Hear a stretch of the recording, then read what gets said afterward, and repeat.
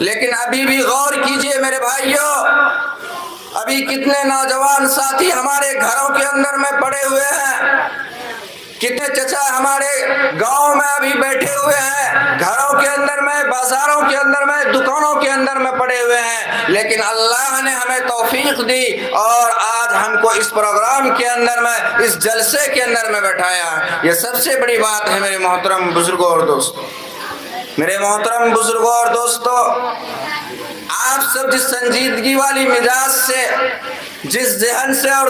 دل سے آپ لوگ اس جلسے کو سن رہے ہیں، بس ایک ہی بات یاد دلا رہی ہے کہ خاموش بھری محفل میں چلانا نہیں اچھا، خاموش بھری محفل میں چلانا نہیں اچھا،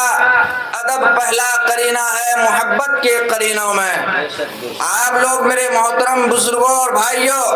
ایک مثال پیش کر رہے ہیں، مٹیاری گاؤں سے ایک مثال قائم کر رہے ہیں کہ آپ نے اتنی مختصر سے مجمع کے اندر میں جس سکون کے ساتھ، جس قلب و جگر کے ساتھ آپ یہاں بیٹھ کر اس پروگرام کو کامیاب بنا رہے ہیں، یہ سب سے بڑی بات ہے میرے محترم بزرگوں دوستو۔ میں شکریہ ادا کرتا ہوں جلسہ کے ذمہ دار سے، اس گاؤں والوں سے اور بڑے مجمع سے کہ آپ نے اس جلسے کو قائم کر کے رکھا ہے اور آپ لوگوں کی موجودگی سنجیدگی کے ساتھ سننا، یہی جلسے کی سب سے بڑی کامیابی ہے۔ میرے محترم بزرگوں اور دوستو، اللہ تبارک و تعالیٰ نے آقا علیہ السلام کو تمام جہانوں کے لیے رحمت للعالمین بنا کر بھیجا۔ میرے محترم، یہ ماہ ربیع الاول کا مہینہ ہے، اسی مہینے کے اندر میں آقا علیہ السلام کا آنا ہوا اور اسی ماہ مبارک کے اندر سے آقا علیہ السلام کا جانا بھی ہوا، اور آقا علیہ السلام کا آنا بھی مبارک، جانا بھی مبارک۔ لیکن آپ جب اس دنیا کے اندر میں آئے تو چرندوں پرندوں درندوں کو وجود ملا، انسانوں کو وجود ملا، پہاڑوں کو وجود ملا، دریاؤں کو وجود ملا، ہر شے کو وجود ملا میرے محترم بزرگوں دوست۔ لیکن ایک بات یاد رکھیے کہ اللہ تبارک و تعالیٰ نے انسانوں کو مٹی سے بنایا۔ آقا علیہ السلام کو جب اس دنیا کے اندر میں بھیجنا تھا تو اللہ تبارک و تعالیٰ نے حضرت جبرائیل علیہ السلام کو فرمایا کہ آپ زمین پر جائیے اور خاک شفا لے کر آئیے۔ اس خاک شفا سے آقا علیہ السلام کے جسم اطہر کو بنایا۔ اللہ تبارک و تعالیٰ نے حضرت جبرائیل سے فرمایا کہ اے جبرائیل، جنت کے اندر جاؤ، وہاں سے مشک لے کر آؤ، جعفران لے کر آؤ، اور مشک اور زعفران سے اور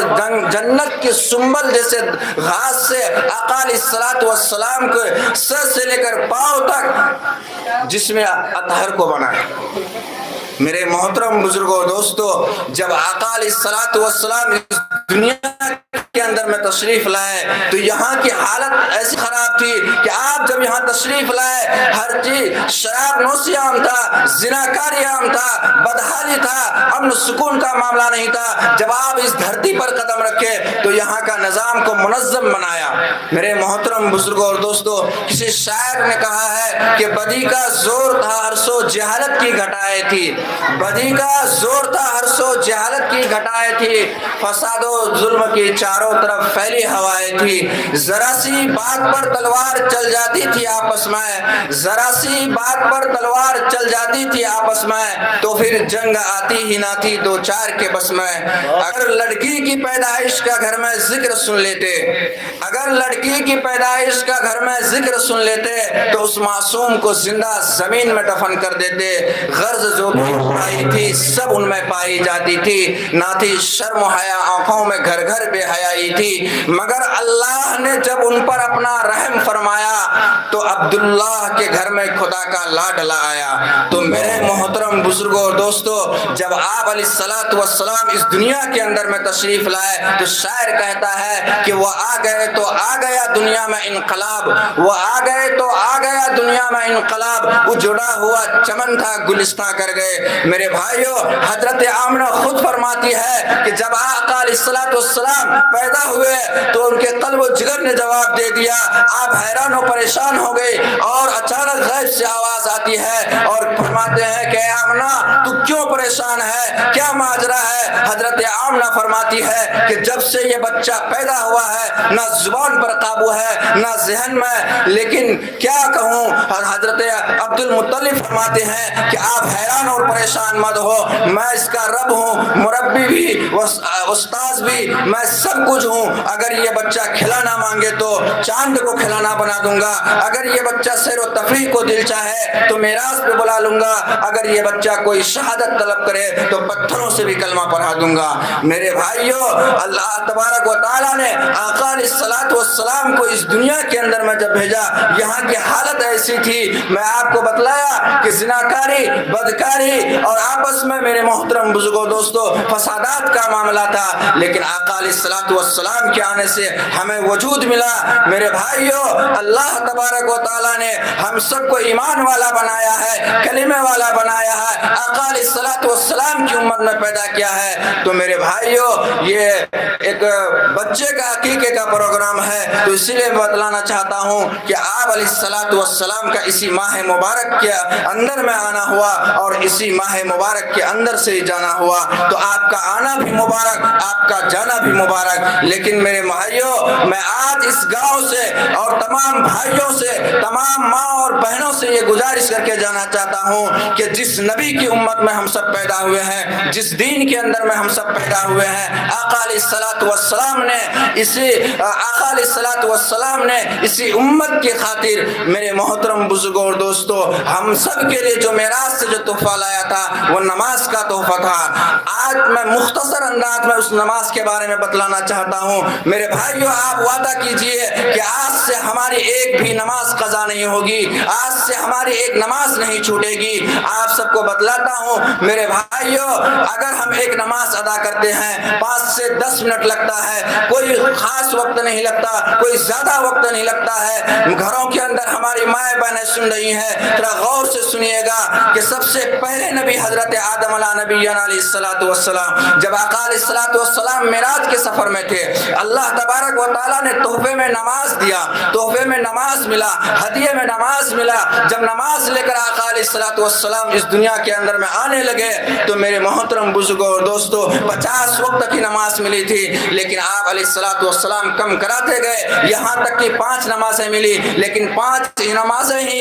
لیکن 50 نمازوں کا کام کرے گا. تو میرے محترم بزرگوں اور دوستو, سب سے پہلے نبی حضرت آدم علیہ الصلوۃ والسلام, اللہ تبارک و تعالیٰ نے ان کو جنت کے اندر میں رکھا اور اللہ تبارک و تعالیٰ نے فرمایا کھاؤ پیو گھومو پھرو عائش کرو, لیکن جنت کے اندر میں ایک درخت کے قریب مت جانا. تو اللہ تبارک و تعالیٰ نے حضرت آدم کو اور حضرت حوا کو دونوں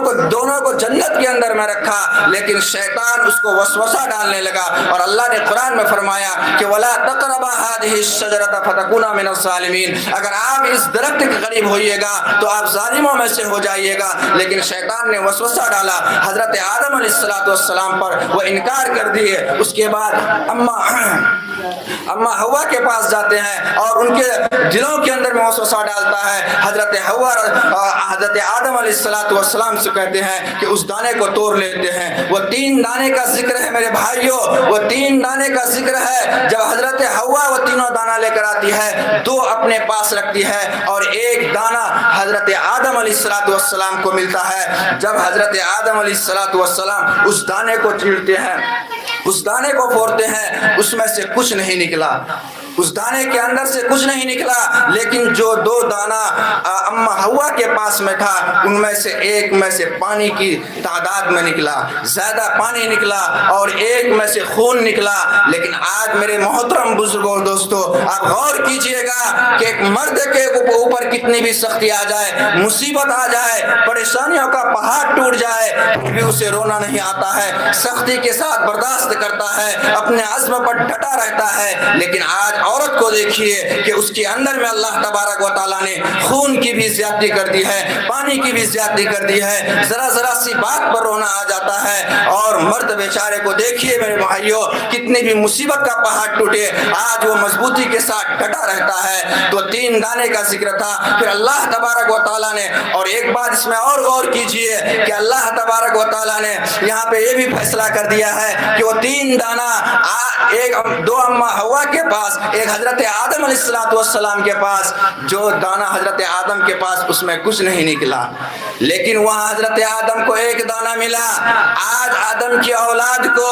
دنیا کے اندر میں جب میراث تقسیم ہوتی ہے تو 2 حصہ ملتا ہے۔ اماں ہوا نے جنت کے اندر میں 2 دانہ کھایا اور دنیا کے اندر میں اس کو 1 حصہ ملتا ہے۔ میرے محترم بزرگوں دوستو، اللہ تبارک و تعالیٰ نے دونوں کو دنیا کے اندر میں بھیج دیا، دنیا کے اندر میں رہے، اور حضرت آدم علیہ السلام 300 سال تک روتے رہے۔ ایک صبح ایسی ہوئی، اللہ تبارک و تعالیٰ نے حضرت آدم سے کہا کہ اے آدم، میں آج تمہیں معاف کرنے والا ہوں، بس ایک دعا پڑھ لو میں تمہیں معاف کر دوں گا۔ اللہ تبارک و تعالیٰ نے قرآن مقدس کے اندر میں فرمایا، ربنا ظلمنا انفسنا وان لم تغفر لنا وترحمنا لنکونن من الخاسرین۔ آج یہ دعا پڑھیے، میں آپ کو معاف کر دوں گا۔ حضرت آدم علیہ السلام کے کان میں جب یہ خبر پڑی، انہوں نے شکرانے کے طور پر 2 رکعت نماز کے لیے نیت کی اور 2 رکعت نماز پڑھی، اور آپ آقا علیہ السلام معراج کے سفر میں ہے، نماز کا تحفہ ملا ہے، اور اللہ تبارک و تعالیٰ آقا علیہ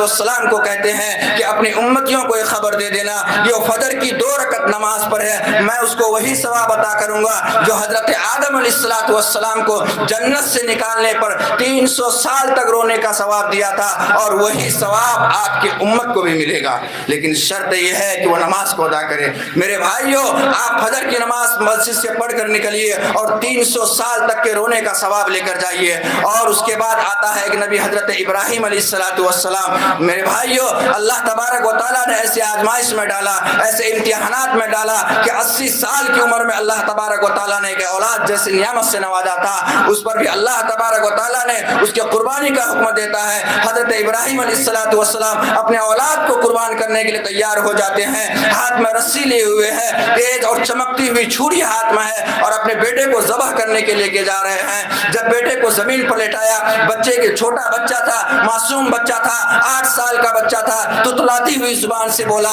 کہ اے ابا جان، آپ میرے ہاتھ پاؤں کو رسی سے باندھ دیجئے کہیں میں حرکت نہ کر سکوں، اے ابا جان آپ اپنی آنکھوں میں پٹی باندھ لیجئے تاکہ میری محبت آپ کے ہاتھوں کو روک نہ سکے۔ حضرت ابراہیم علیہ السلام بیٹے پر چھری چلانے لگے۔ اللہ تبارک و تعالیٰ نے جبرائیل کو حکم دیا، جنت سے دمبے کو لے کر لایا، اور اس کے بعد اسماعیل کو کھینچا، جانور کو رکھا، چھری چلائی، جانور ذبح ہوا، اسماعیل بیٹھا دیکھ رہا ہے، مسکرا رہا ہے۔ حضرت ابراہیم آنکھوں سے پٹی اتارتا ہے، دیکھتا ہے کہ میرا بیٹا موجود ہے، مسکرا رہا ہے، اور جانور پر چھری چلی ہے۔ حضرت ابراہیم علیہ السلام بیٹے کے ملنے کے بجائے اللہ اکبر 4 رکعت نماز کی نیت باندھ لی شکرانے کے طور پر، اور اللہ کے نبی معراج پر نماز کا تحفہ لینے گئے ہیں، اور اللہ تبارک و تعالیٰ کہتے ہیں اے میرے محبوب اپنے امتیوں کو کہہ دینا وہ ظہر کی 4 رکعت نماز ادا کرے، میں اس کو وہی ثواب عطا کروں گا جو میں ابراہیم کو عطا کیا تھا، ایک باپ کو بیٹے کی قربانی کا ثواب عطا کیا تھا۔ اگر آج کوئی بندہ فجر ادا کرتا ہے تو آدم کے جیسا ثواب ملے گا، ظہر ادا کرتا ہے تو ایک باپ کے بیٹے کی قربانی کا ثواب عطا کرتا ہے۔ تو میرے محترم بزرگوں دوستو، وقت کی نزاکت ہے، اللہ تبارک و تعالیٰ سے دعا کرے کہ اللہ تبارک و تعالیٰ ہم سب کو 5 وقت کی نماز پابندی کے ساتھ پڑھنے کی توفیق عطا فرمائے، خشوع اور خضوع کے ساتھ، للہیت کے ساتھ پڑھنے کی توفیق عطا فرمائے۔ میرے محترم، نماز میں کوئی ٹائم نہیں لگتا ہے، نکالنا پڑتا ہے، ہم ہر چیز کے لیے ٹائم دیتے ہیں، کاروبار کے لیے۔ اللہم صلی علی